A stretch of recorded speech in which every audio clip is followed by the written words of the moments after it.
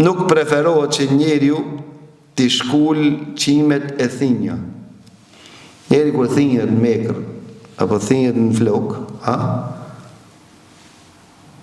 ka thonë pejgamberi Allahut këto janë dritë. Ka thonë pejgamberi Allahut për çdo thinj, Allahu ja vlan gjunot dhe i lartëson në xhenet.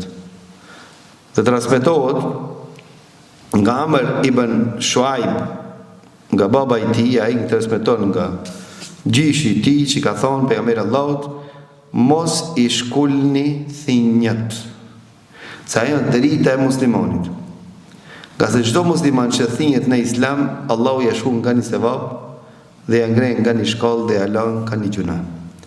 Enes ibn Malik thot, ne urrejshmi që njeriu të shkull një thinj të bardh në kokë apo në mjekër.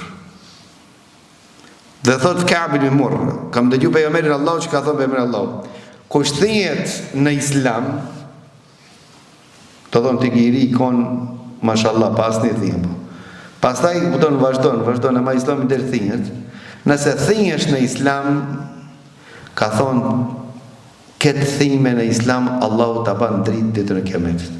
Allahu na dhuroj dritë.